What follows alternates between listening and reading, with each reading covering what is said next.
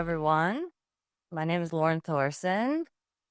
Thank you for joining us today. I'm the chair of the graphic design department, and it's my pleasure to welcome you to this lecture as part of the VCUarts lecture series, a platform dedicated to showcasing the incredible talents and expertise of our esteemed alumni and faculty.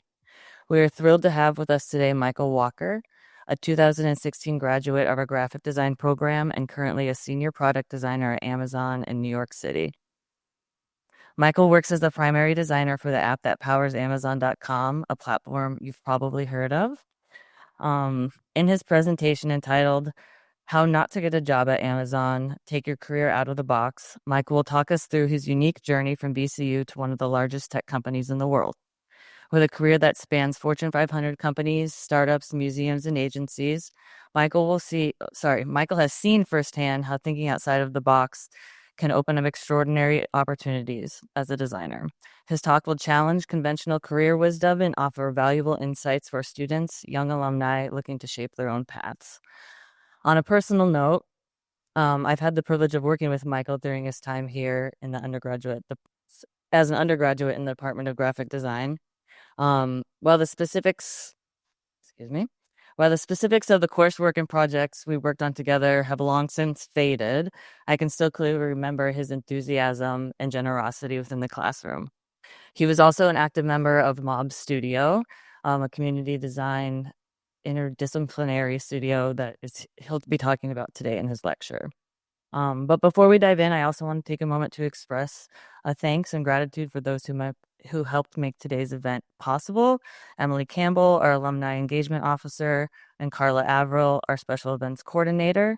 Their hard work and dedication are what make events like this a reality, and we are truly fortunate for them on our team. So Michael, we look forward to hearing your thoughts and insights. Please join me in welcoming Michael Walker to the stage.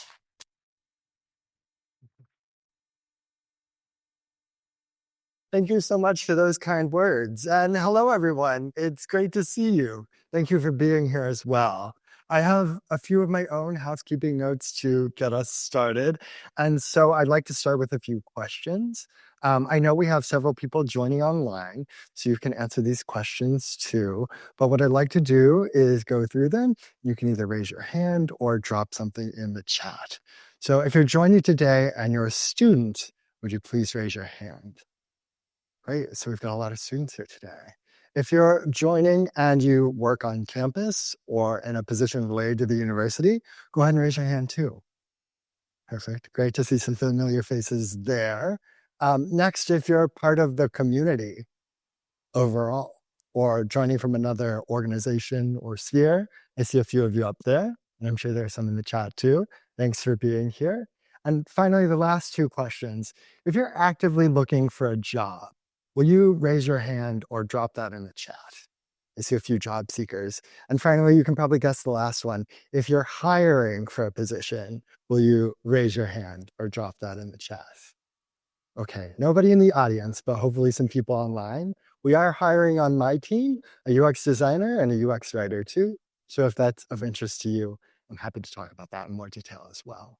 So those are my questions to learn a little bit more about you. Now I'll share a little bit more about me. Of course, I want to say thank you to VCUarts for hosting the event, to the Institute for Contemporary Art, where we're at today, to everyone who's coordinated the event, and also to the Quirk Hotel for sponsoring this lecture series. My last bit of housekeeping, though, is that while I'm talking about my career at Amazon, I am not here as a direct representative of Amazon, so all my thoughts and my words are my own and are not reflective of the company. I think that's to your advantage because it could be a little bit more straightforward about different things and answer questions with more detail. So those are my housekeeping notes. What am I actually going to talk about? Lauren, you covered it in your introduction. My talk is called How Not to Get a Job at Amazon. I'll go over 4 steps that you can take to bring your own career journey outside of the box. This applies to careers or anything else that you might be looking for in life. I was asked to talk about my own career journey, about my time at VCU, and about my life overall. And upon reflecting on those things, I realized that there were several points where I encountered conventional career advice that asked me to narrow the options in front of me. And oftentimes I found success by doing the opposite of that. And so my presentation is framed in four parts. I'll cover a little bit about my background and who I am. I'll tell you about my time at VCU and the many things that I did here. I'll explain how I moved to New York City and found my first job there, and eventually how I have the job today at Amazon. And at each step along the way, I'll offer up a piece of conventional advice and explain how I did the opposite of it. So if you follow the conventional advice, the conceit is that's a good way not to get a job at Amazon, or maybe not to achieve some goal that you have in mind. So let's begin. Who am I? I, first and foremost, am a New Yorker. So I currently live in New York City. I've been there for 8, going on 9 years, which is a challenge in its own right, but a joy too. I, as Lauren mentioned, work at Amazon and I build the Amazon Seller mobile app.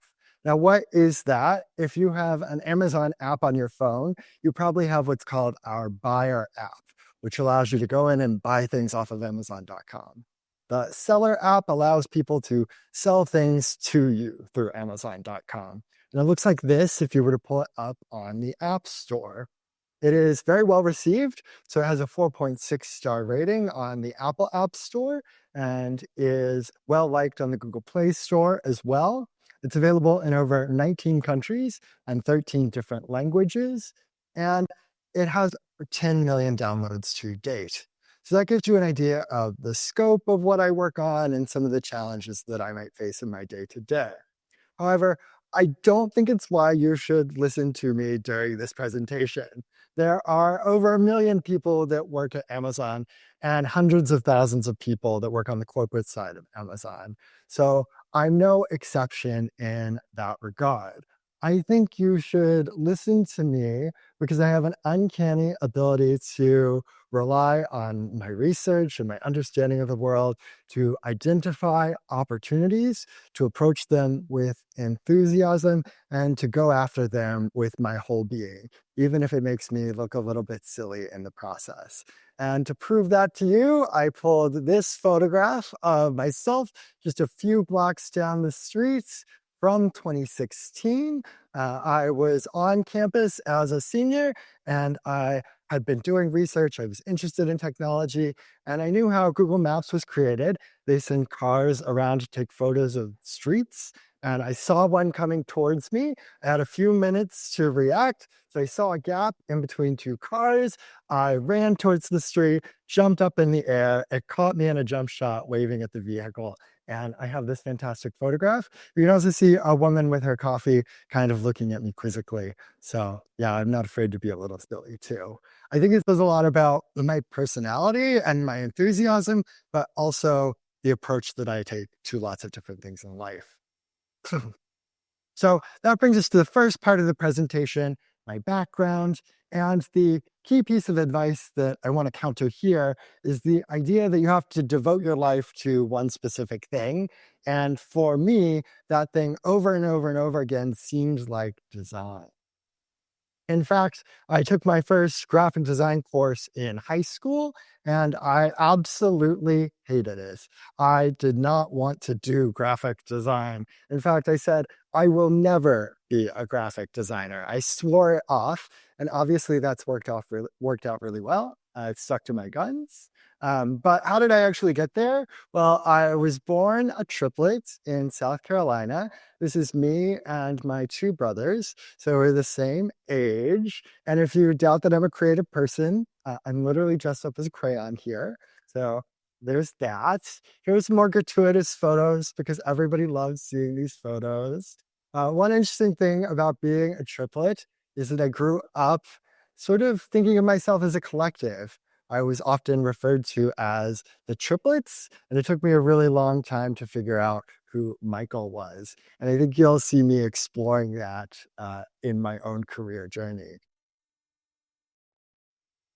I grew up here. This is my childhood home. And there were a few other things that formed my perspective on life early on, and they happened in quick succession. I mention them not because I'm looking for pity, but because I want you to understand some of the motivating factors that I have. First, my parents got divorced, which is very common, and it was actually the best possible thing. They really needed to get divorced, so that ended up being good. But at the same time, my mother's small business did not make it through. It was not successful. So we really lost one of our primary income streams living with her. And then as a result of those things, our family home was foreclosed too. So we lost that. And while I never went hungry and I always had a place to sleep and I always had food, resources were tight. The thing that sort of gave me a little bit of solace, though, was that I was very much involved in the community. And this is thanks to my mother, of course, and the people around me. But for example, every summer I would go and work in a Habitat for Humanity like program, repairing the homes of the elderly and the less fortunate. This is me completely taking down a roof and then rebuilding it for an elderly person, and the one in yellow. I also visited New Orleans twice after Katrina to help rebuild. And so on the left, you can see an example of the concrete slabs. I remember looking out over one of the quarters and just seeing all the concrete slabs where the houses had been. On another occasion, I helped build the community center that you see on the right. I was actually part of a bucket brigade that poured the concrete for that too. So these experiences taught me that while I didn't have a lot of resources, there were people around me who had even less, and I could use what I did have to make their life better. I also saw that I had my own two hands, and I was able to go out into the world and make a difference with them. When I was not out in the community or volunteering, I spent a lot of time on the family computer. We had a computer because my mom had started a small business. And I specifically remember asking my parents for my own website as a kid. And I got a website maker in a box, which seems like an incredible thing. And I don't have time to explain how that works right now. But I did put together a few web pages while I was listening to my favorite disco CD. But what I really spent a lot of time doing was playing simulation games like SimCity or Roller Coaster Tycoon. And I think this was, in a nutshell, one of my early moments of exposure to the principles of user experience design, because you were asked to create a city or a theme park and invite virtual users in and listen to their feedback and then improve that city or that theme park and make it better. And this is the main idea behind user experience design too, right? I just didn't know it at the time. In essence, I saw in doing these kinds of things that in working on the details, you create the overall big picture too. And there's a great quote from the musical Hello Dolly where the main character says, "I've always been a woman who arranges things like furniture and daffodils and lives." And this is kind of how I think about graphic design too. In arranging the small details, we form the overall big picture. And so as I got older, I began to ask myself what kind of life I wanted to make for me. And I realized that while I had a lot of enthusiasm, I would also need some money if I wanted to do things like go to university or travel and see some of the world. And so as a middle schooler, I went door to door in my small town and asked for a summer job. And I got one at the engineering firm here doing bookkeeping. So I was comparing building codes. And this was my first field research job. I do a lot of research now. What was most important, though, was not what I learned on the job. It was the people that I met. And I think this is always a common thread. In fact, one day I ran into the owner's daughter, who was older than me, and she told me about a high school program where you could study fine art and even live there at the school. And I said, well, that sounds great, but it also sounds really expensive. I don't know if that's for me. And she said, it's a public program. And if you get in but can't afford it, there are scholarships, there's funding. You should really consider applying. And I did. I went to the school and I fell in love with it. I applied. 2 months before the applications were due. And I found out that most students spend a year or 2 years working on their applications for this program. But again, I had a lot of help from different members of my community, like my art teachers, and I was accepted. I was ecstatic, but at the same time, we found out at the last minute that there was a room and board fee that my family was responsible for, and we did not have the money on hand for that. But my mom was talking to an administrator, and she said, actually, we checked the records, and an anonymous donor has already paid that fee on your behalf. And so this was another really powerful moment in my life because I would not be here today without the kindness and the generosity of people who had no other reason to be kind, who were truly selfless. And I try to do the same thing myself when I go out and volunteer or when I offer mentorship to other people today.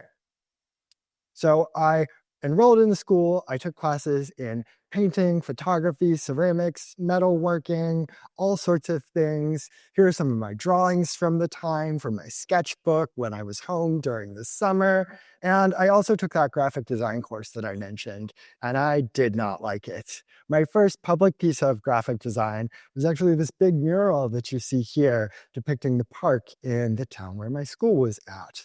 We made this, me and my peers together, because a visiting designer came to campus. And I detested every second of making this mural, but I really, really enjoyed talking to the designer and seeing their work and hearing about the concepts they were thinking about. And so I said, maybe this graphic design thing is not for me, but I'm going to put a pin in what this person has shared, and maybe I'll come back to it later.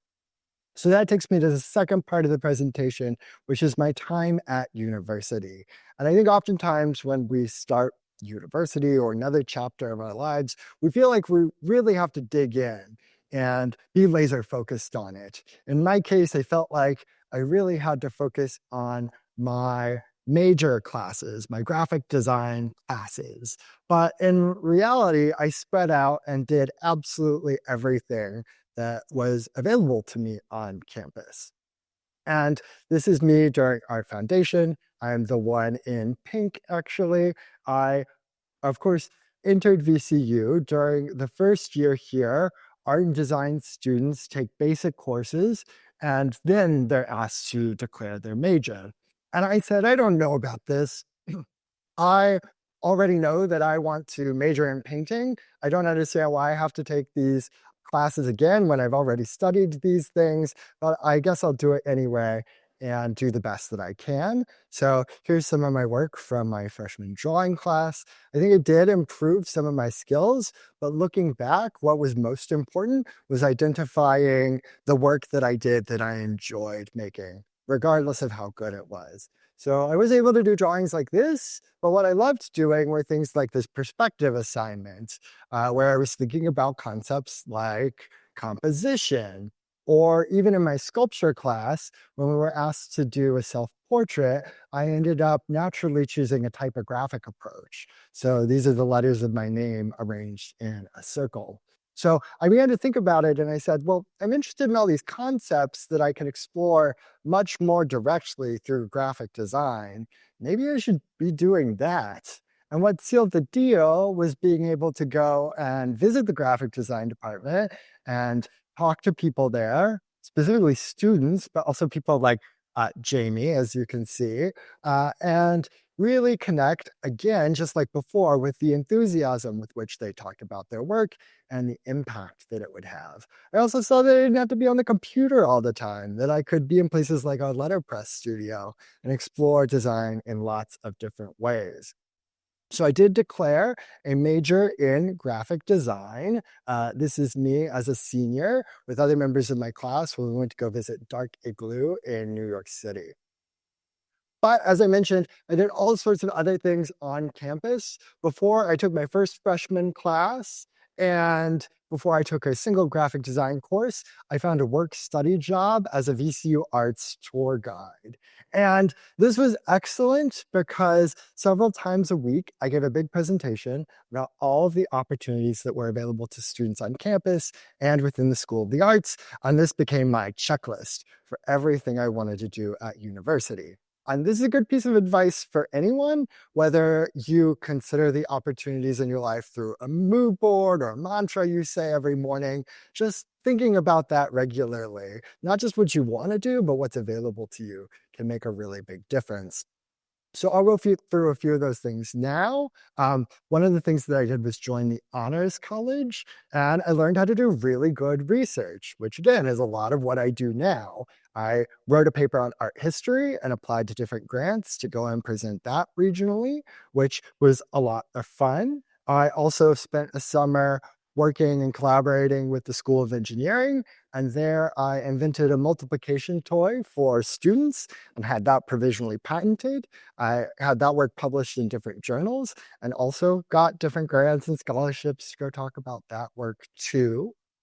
I applied for a conference in New York City that was at the Cooper Union, where I got to work with a graphic designer who did trend forecasting. And he took me and other designers all around the city. And it was the first time I saw myself potentially living there in the future. Around my sophomore year, I applied to study at our sister campus for the School of the Arts in Doha, Qatar. And this was absolutely lovely. I made so many good friends there, but I specifically remember being asked to design a typeface in Arabic in Basma Hamdi and Daniil Eamon's class. And this was quite a challenge because I began to realize I did not have a preconceived idea of what the letter meme or the letter theme should look like. And in some ways, this was really good because I could think outside of the box. But in some ways, I realized I didn't understand the historical context in which these letter forms existed. And I needed to do a lot more research in order to be able to respect that. And in many ways, uh, this taught me about biases and preconceptions that I bring to all kinds of things in life, whether it's a place that I travel to or culture, and I'm able to fold that back into my daily life here. So for instance, I'm much more aware as a designer, if I'm working with the letter M or the number 2, that I already have this idea in my mind of what those forms should look like, and I can counteract those as needed. While I was there, I also continued to do a lot of volunteering. So before I went, I was in Turkey, and during my breaks, I was in Jordan. And in both instances, I was bringing food and supplies and clothing to refugees in the region. But I also did fun things. I got to visit Dubai, and I also went to Petra. The following summer, I applied to our Dean's International Research Grant. This was the second time I did it, so I did not get it the first time, but then I did a workshop with Jody, who's in the audience today, and was accepted to study Dutch design in the Netherlands. So I visited many different Dutch design studios, and I knew about them from another one of my professor's courses, Nicole Killian's class. We specifically talked about the work of Teresa Rolivera of the Rodina, who I got to meet. This is a photo I took of her. She gave me a tour of Studio Moniker, and they were doing really interesting work with generative design. So for instance, they had made a monument for the middle of Amsterdam that was based off of clicks on a website.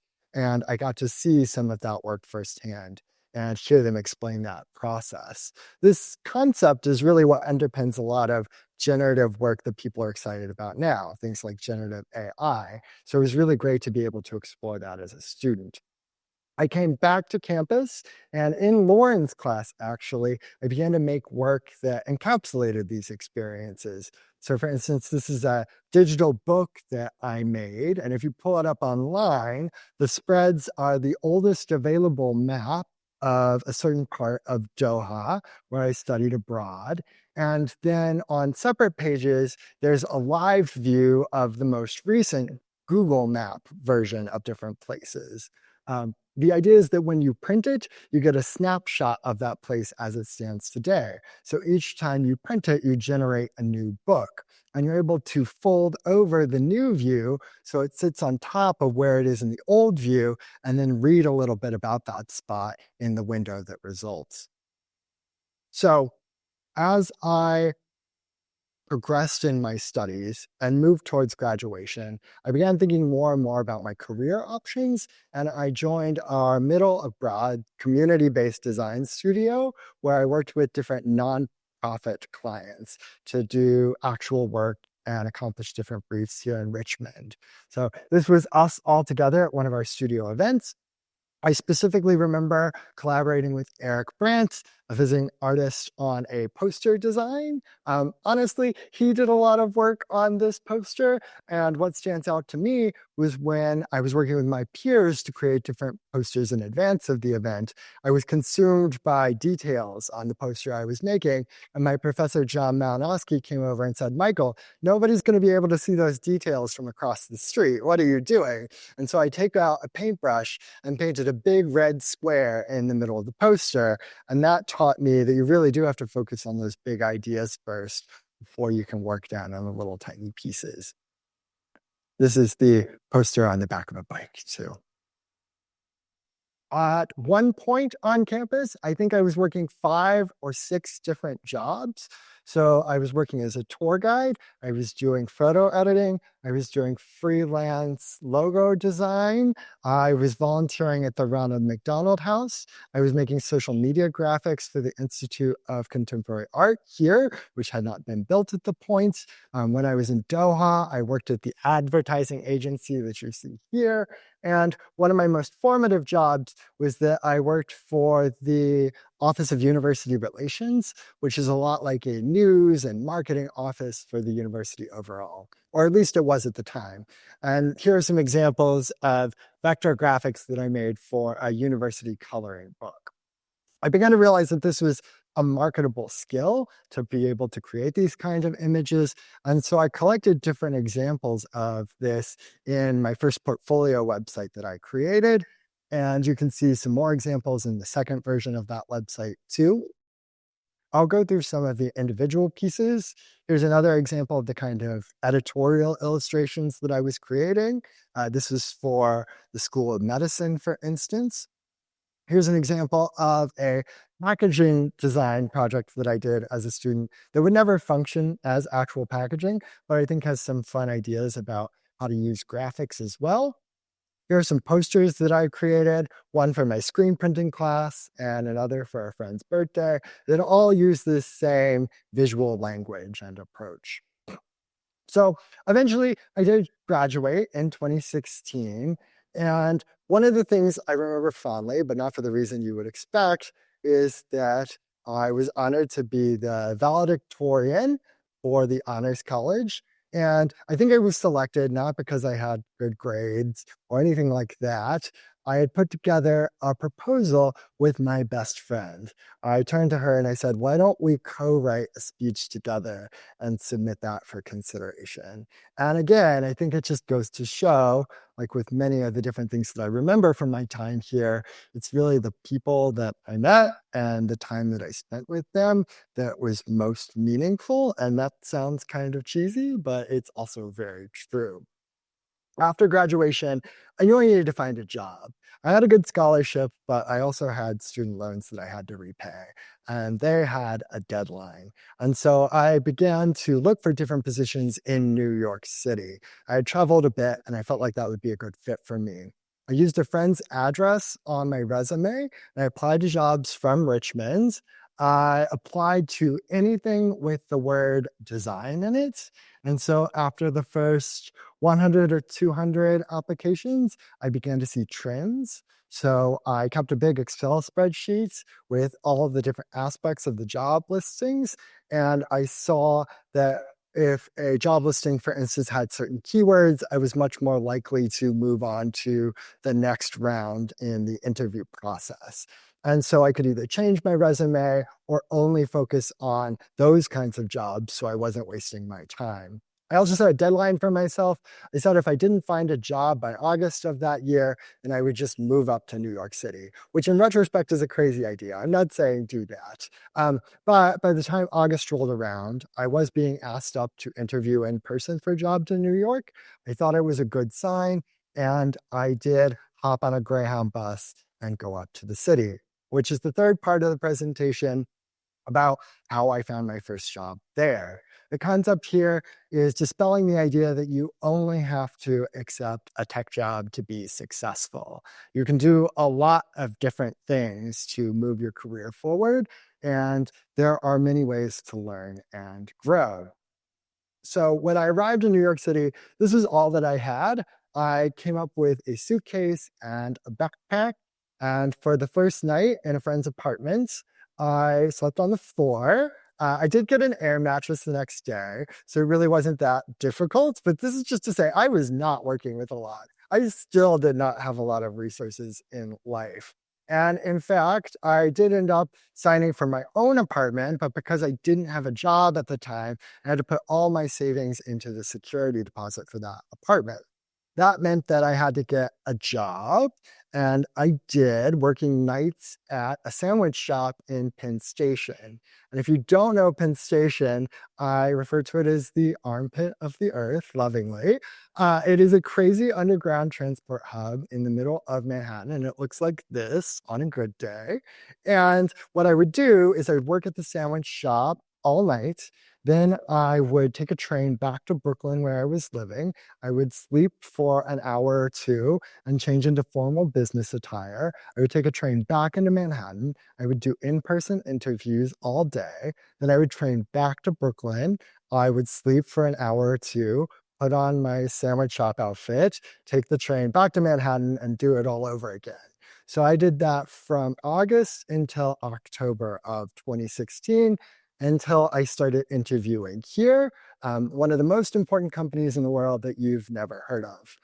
This is a Fortune 500 consulting firm called Mercer, and I've chosen the picture of the lobby because I think this crowd will probably recognize the art on the wall more than anything. The Kusama, the Liechtenstein, the Cause. This is obviously a very important firm. I went through the entire interview process. It took about a month. And I was terrified that the people I met would go through Penn Station on their way home and see me working at the sandwich shop and then not give me the job. I did get the position though, and that completely changed my life because for the first time in my memory, I had enough money to buy basic things to sort of survive and think about who I wanted to be. You could see me at one of the formal work events here. I also was able to move into my first apartment, the first apartment of my own without roommates. Um, it was not perfect. So I later found out this specific unit and this specific building was run by a notorious slumlord that had been written up in the New York Times. And at one point, the sink did flood from the bottom up and flood the entire apartment. So it was an adventure, but I was able to deal with that because my work was pretty straightforward. I was originally brought into that big consulting firm just to make vector graphics, to make kind of banner ads, more or less, that looked like this. These are the actual graphics that I was putting together. And they went on this product, which is called a digital workplace. It's kind of like the company's custom version of G Suite. So it had a search engine and a homepage and a news site and document repositories, really interesting aspects of a digital product to work on, but I wasn't doing any of that at this point. I was just happy to be there. So, in order to grow and learn, I began investing in myself outside of work. So, this is me at a volunteer fun run and at a senior center. I also spent some time reflecting on who I was and came out to myself as gay because I had financial independence in part.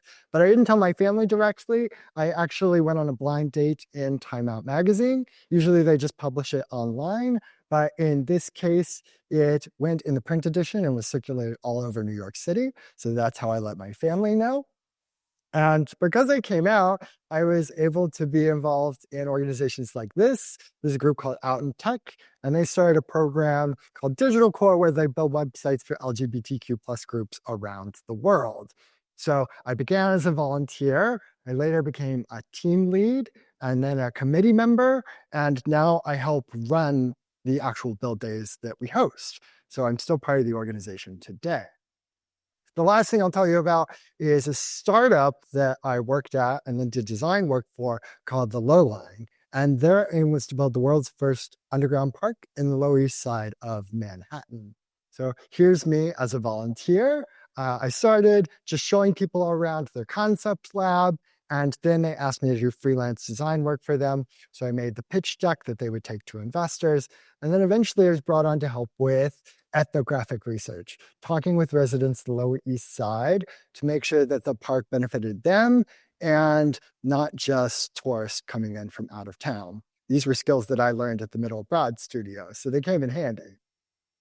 Eventually, I developed all these different research and design skills and pitched to my boss that what they really needed was a user experience designer and that I could automate the graphics work that I had been doing. And what made that possible was that my boss trusted me and believed in me, and I also delivered results to back up on this pitch. So I began doing things like an international research study. I talked to people who worked at the firm all over the world and divided the employee population into 8 different segments groups and made the kind of deliverables that you see here, profiles about each group, and journey maps that explain the pain points they face while using our product. Eventually, I began doing design work on the product itself. And after 5 years, I was doing senior product designer work. I was setting design strategy for the product overall, all because my boss was willing to take a chance on me. However, at a certain point, while my role had expanded, my salary had not. And I recognized that. I also felt like I had hit a dead end in terms of growth at my job. And I began to look elsewhere. The last segment of the presentation is really about how I found a job at Amazon. And one of the things that helps me is not always saying yes to things. So the conventional advice is you have to say yes to everything. I learned very quickly when I was interviewing that no is a complete sentence, and it's a very powerful one too. Because I had been involved in the community and out in tech, I had visited other tech firms like eBay, Amazon, Twitter when it was Twitter, and Google, and I was interested in the kind of work that they were doing there. I began to interview, but around this time, the pandemic hit. I'm not going to talk at length about that. I think it was bad for all of us. But at one point, I do remember that I was living in between a field hospital in Central Park and a Navy hospital ship that had docked to the south of me. So it was very scary. What that did mean, though, is that I was stuck at home and I had a lot of time to work on interviews and on working on my portfolio. In fact, Amazon called me and asked if I wanted to interview for a position there. But they said I would have to move to Seattle if I was accepted. And so I said, as you can probably guess, no. I really loved New York City and I did not want to move to Seattle for a role.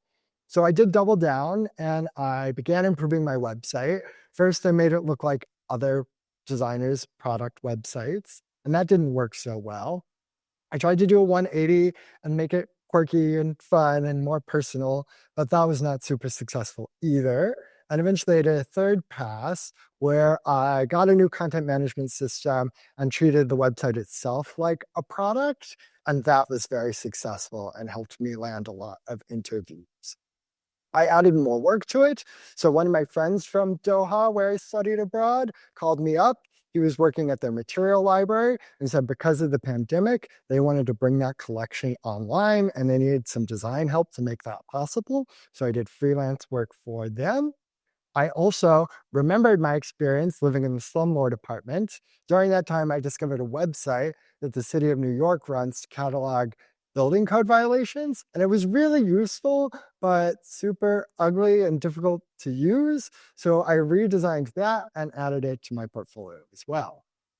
Um, I was able to interview for the next year and a half or 2 years, and I got really, really good at saying no, especially when people would ask me what my salary expectations were.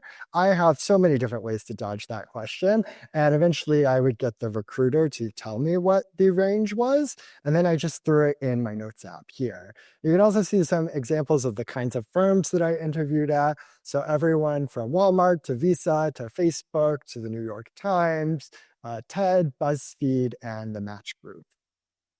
I did eventually get another interview with Amazon.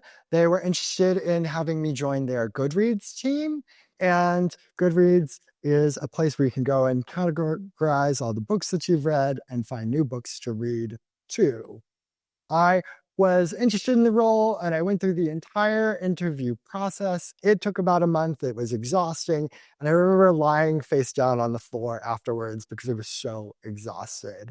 And I got a call back from them and I was very excited because usually if people tell you no, they just write an email. So I got on the phone and they said no. And I was devastated. I almost wanted to hang up the phone, but I'm very glad that I didn't. They said something which was interesting. We talked about the concept of yes and. They said no and. No, we don't think you're a good fit for this role, and we still think you'd be a good fit for Amazon overall. So they matched me with another hiring manager, and that person brought me onto their team. And best of all, I was able to stay in New York City. And now I work at their Fifth Avenue location, which is the old Boyd& Taylor department store building. I do occasionally get to visit Seattle. So this is me at their headquarters, which I showed earlier. I, of course, work on the Seller mobile app, and I want to show you some of our recently launched projects and initiatives. If you've ever been on Amazon and seen a 360 view of an object or placed something in your room or done a virtual try on, we created a feature and launched it that allows sellers to create their own 3D models and add them to Amazon.com directly through our app. And so they're able to walk around something that they sell. Within the app, we automatically take a lot of photos and then stitch that into a 3D model for them on their behalf. Another thing that I worked on was completely redesigning the navigation of the app. And this was launched at a big event that they hold in Seattle, which you can see on the left, to over 500,000 sellers this year. I'm also able to meet with sellers in person and show them designs and get their feedback. So that's an aspect of the job that I really love. And most recently, I was able to co host their internal design summit. And that was held in San Francisco, Seattle, and New York. And I had the chance to run a Q&A with Joel Lowenstein, who's the head of product design at Anthropic, one of the leading AI firms, a lot like OpenAI out there today. So that's a little bit about my career journey overall.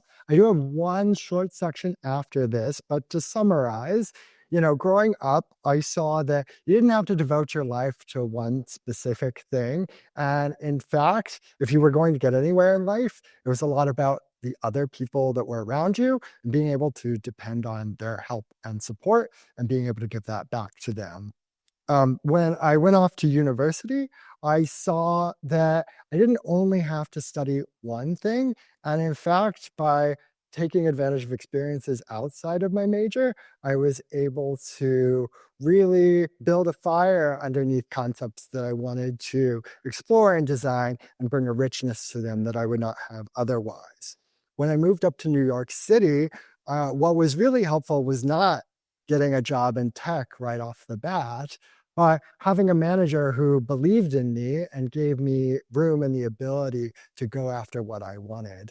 And when I got a job at Amazon, the most important thing that I heard over and over again was no. And I know if you're looking for a job right now, you've heard that a lot. And it's really frustrating. But eventually, sometimes no becomes a yes too. So, what's next? Well, I love doing a lot of things. As I mentioned, I really want to pay it forward. Over the past year, I have started running mentorship sessions through ADP List. So I offer 4 a week, and you're more than welcome to sign up for that. I did around 30 last year. I'd love to do 40, but even better, I would love to double that number and maybe do 60. So if you are interested, please find me there. I love studying Spanish. I really enjoy listening to music, and I still do a lot of travel too. Just like when I was in Doha, I really think it's important to do that to understand our own preconceived biases, who we are in the world, and the value of other people around us. I still go out in New York and have a lot of fun too. For example, my favorite disco party starts up again this weekend. I love identifying new opportunities and taking advantage of them because I don't know what is going to open up the next chapter of my life. So I do keep my eyes open. And just like before, if I see something that seems meaningful to me, I'm not afraid to run after it and be a little silly and throw my hands up in the air because who knows, maybe I'll get a cool photo to share in a presentation 10 years later. But that's really what I wanted to share with you. I hope that some example in here stands out and gives you an idea of maybe something in your life that you hadn't considered before that's an opportunity for you that you can chase after as well. So that's my presentation. Thank you so much for being here for 45 minutes and looking at all of my photos. I think we do have a few minutes left for questions if people online or in person have a topic they'd like to discuss.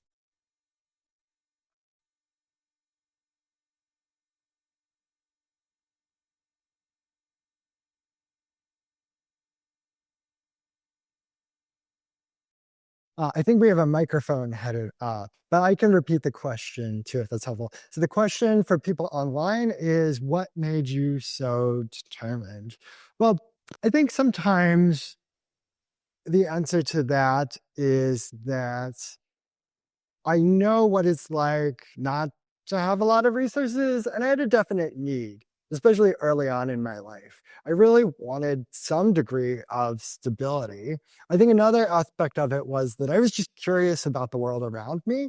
So I remember reading books when I was a kid about fine artists and about other countries in the world, and hearing about other experiences through those volumes, other people's experiences of those places, and really wanting to explore that for myself. And so that was a big driving factor as well. I don't know if that's super helpful. Does that answer your question? Yeah. Thanks so much. We have another question up here and down here too. So, what do you look for when you're trying to hire a UI designer? Yeah, so that's a really good question. I think it's really well documented how Amazon's hiring process works.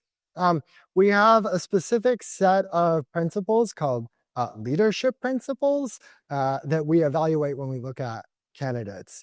And we do things called behavioral interviews when we hire for roles. And those are questions that often begin with words like, can you tell me about a time when you had to do X?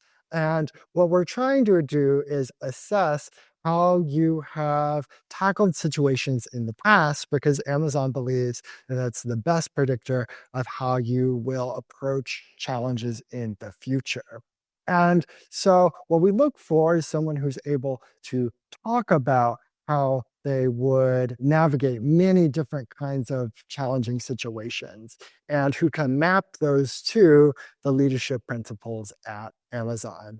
So, one of our leadership principles, for example, is disagree and commit, which is the idea that you might get in a room with a bunch of people and you might not agree with them, but we work as a team and you'll eventually come up with a final solution. And even if that's not your solution, if it's what the team agrees on, then you still need to commit with it because you're working together. So, a behavioral interview question might be like, tell me about a time when you disagreed with your manager and how did you approach that? And then we're typically looking for you to go through the situation, the task, the action, and the result for how you approach that specific scenario. So you'll go through around 4 different interviews with people who are assessing different leadership principles, and they'll all be asking these kinds of questions. Other than that, we're looking for the standard kind of things that any design job is looking for, really strong, relevant work in a portfolio.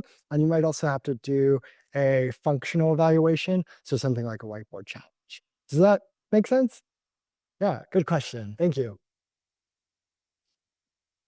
In your in the presentation, you had a lot of like experience with rejection and stuff and all the no's and stuff like that. How did you stay resilient and not like let it get you down and just keep, you just kept going? I think one of the things that really helped me was not getting excited about any one opportunity, not pinning my hopes down to any one job or any one volunteer position or any one freelance position that I was working. And I'm not to say that I didn't fully put myself into those things. I did, but I think what brought me a lot of enthusiasm was just this tapestry of different things that I was involved in and different parts of my life that I could tap into. So yeah, maybe I didn't get that job that I really wanted, but I have another interview coming up next week, I would say, and I get to go do some volunteering to help migrants who were bused to Port Authority this weekend and hand out clothes to them and practice my Spanish a little bit. So I don't know. I think by having lots of different things in my life and not attaching too much to any one, that was really useful. Yeah, of course. Great question. All right. How did you, I see that you were a part of many different projects, a lot of different things, especially at like the same time or in close proximity. You were a very busy person. How did you manage all of that? Like, how did you, I guess, successful time management? Like, how did you manage to pull through all those projects? Yeah, time management is a big part of it. I also really like coffee, so that helps. Uh, but now, I mean, the analogy I always give people is imagine you're cooking and you have a range in front of you, and you have different burners on that range. If you want dinner to be done in 3 hours, you'll cook every part one after the other. But if you want dinner to be done in 30 minutes, you'll use all four eyes on the range, and you might be using one pan and have it directly on the fire, and then you'll put it over here to simmer, and then you'll focus on something else and spend a little bit of time on that and keep it going. And then you'll have dinner on the table and nobody will be upset with you. Nobody will be sitting around hangry. So that's the concept that I use with everything that I have going on in my life. It's very rare that everything needs 100% of your attention at once. So it's really a matter of scheduling and thinking about how you orchestrate different things. At the same time, we all have different capacities, so you shouldn't feel like you have to do absolutely everything if that's not what you want to do. That's been something that's been important for me too, especially as I went through the pandemic, was learning it's okay to be inside and just relax and take it easy, and that your value is not defined by your output. So I don't know, still working through that a little bit. Of course. Hi. So I have a question about team collaboration and communication. Um, like sometimes when I work in a class project, it's more like working with friends, so we can have chit chat and talk. That really help with like when we do work later on because we kind of liking each other and knowing each other. But then when in a team with other people, I do have a question like in a business like corporation setting, what would be the best way of connecting with them but still keep it professional in like their working time? Yeah, I think oftentimes getting lunch with someone, as minor as it sounds, can be really useful. I specifically spend a few minutes when I get into the office every day to walk over to my coworker's desk and say, "Hey, Errol, how are you? What kinds of projects are you working on? But also, what's going on in your life? What are the important things that are happening?" And I've already established that my coworker is open to sharing that. You don't have to start with the important things in their life. You want to ask something other than "How was your weekend?" or maybe a one-word or a question that prompts a one-word answer.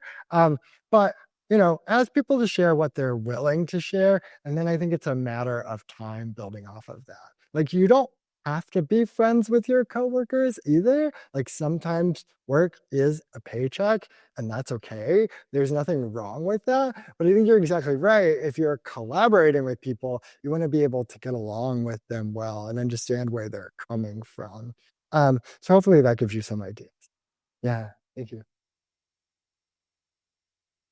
Michael, we have a question from the webinar. Gray wants to know, you mentioned briefly how you built your website as a product rather than a portfolio. Mhm. Can you speak more to that focus and how it differentiated your work? Yeah, I think that's a great question. So for me, I was really interested in product design roles. So being a product designer means that you're not just focused on the visual design or the interface design of something, but you're thinking about the business aspect of that website or that app of what as well. You're thinking about it as a product out in the marketplace. And a portfolio is great if you want to showcase visual design work. Like you could use a templated portfolio for that, specifically if you're trying to be an illustrator, for instance, because it really is about the work. But what I did was I went from using a really restrictive content management system where you had some control over the buttons, but you couldn't really adjust the layout.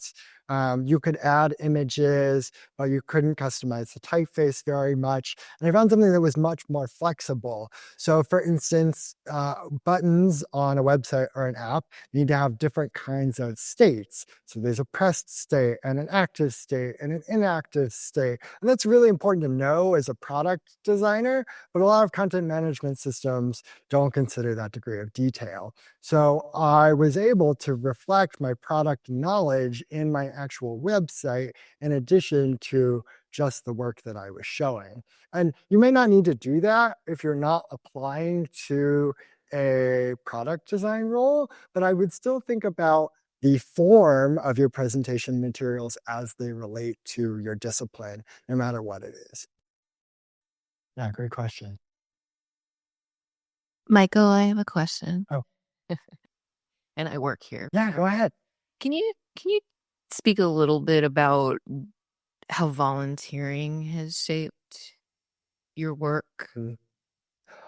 Yes, I think that what inspires me to volunteer is really what I mentioned in the first part of the presentation, that I strongly believe that I would not be here in this room today without the selflessness of other people who helped me even when they had nothing to gain, because they had no other reason to do so. And I do want to pay that forward.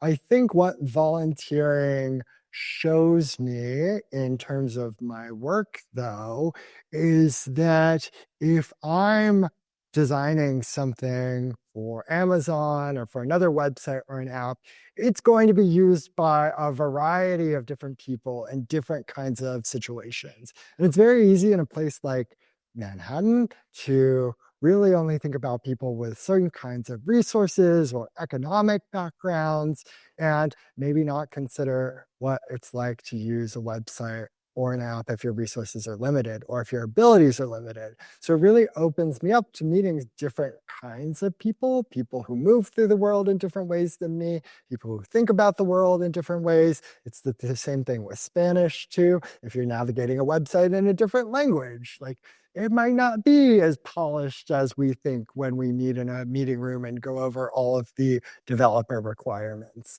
And so it broadens my perspective and allows me to consider that more fully when I am working on something. Even better than that, though, is bringing those people into the room with you. And that's why we do a lot of direct interviews and consultation with sellers when we build something at Amazon. Yeah. Thank you.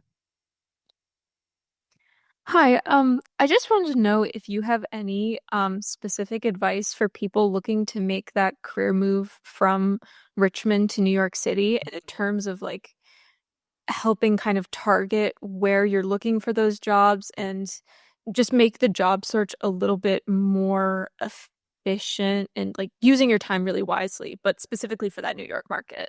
Yeah, that's a great question. I would say don't do what I did. Don't just move up without a job.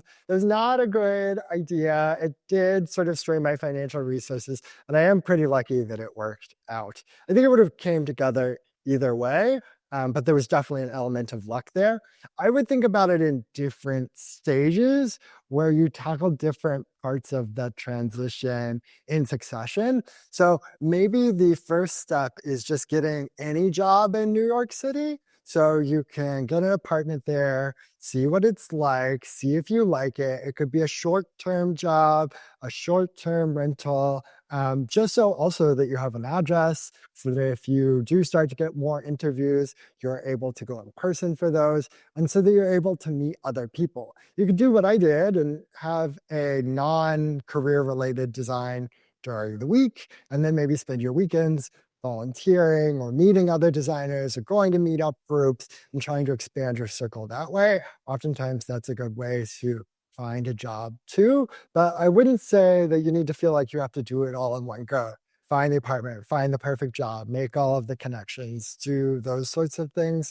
You can do it remotely here from Richmond, so that can be a good option. I mentioned that I did go up a few times during the summer after my senior year. So I used the New York address and then I scheduled the interview so I could take a bus up and go in for the interview. That was very stressful. And I only did it a few times because it was not easy to do, but it's also an option. I would say that's another way to do it because if you get a job that's related to your career, maybe you're making a little bit more money, maybe you can have a better quality of living right off of the bat. But it's a lot to figure out. I would also say the first year you spend in New York, no matter how many resources you have, it's very challenging just because it takes a while to learn about how the housing market works, for example. So just give yourself lots of redundancy and extra time and save up as much money as you can to figure that out. And finally, don't be hard on yourself if it doesn't come together. Like you probably will have a less than ideal apartment your first year there. And, those kinds of things are going to happen and it's okay. Stick with it. And it gets a lot better after that.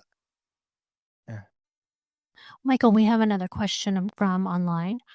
How did you prevent burnout? We can all manage our time as much as possible, but how did you maintain that emotional drive to move forward when you had limited free time? Yeah, that's great.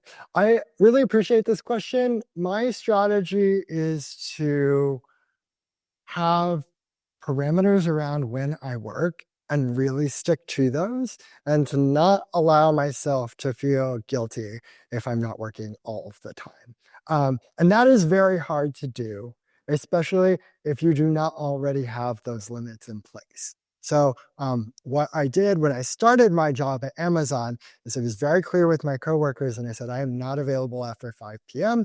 I am not going to put Slack on my personal phone. I'm actually not going to have any work-related apps on my personal phone.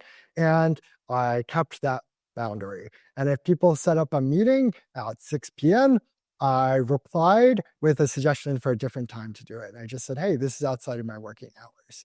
I think it was a lot easier because it was coming into the job.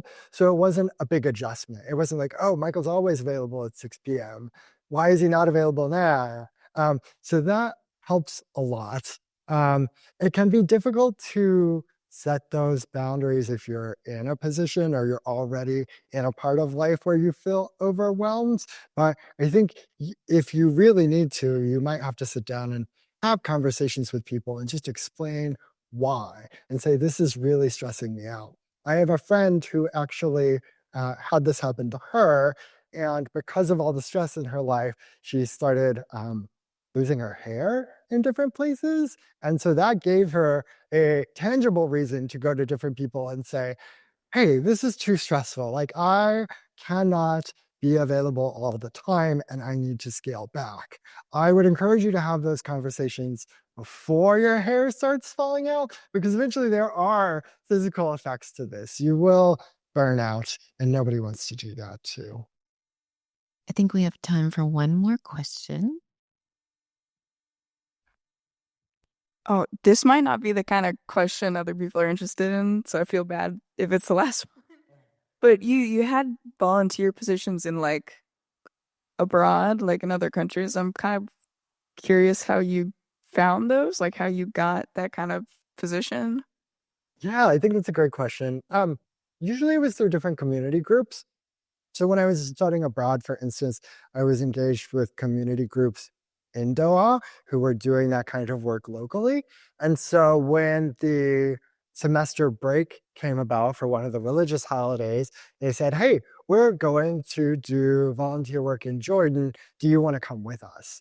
And I said, yeah, I'd really like to go do that. I would like to go meet people there. And one of the people from that group organized everything. They coordinated translators so that we could talk to the people that we were helping. And that was really useful. It was not something I could have done by myself, but you can also find lots of programs like this online too. Does that answer your question? Great.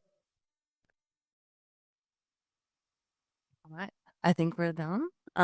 Let's give Michael a round of applause. Thank you so much.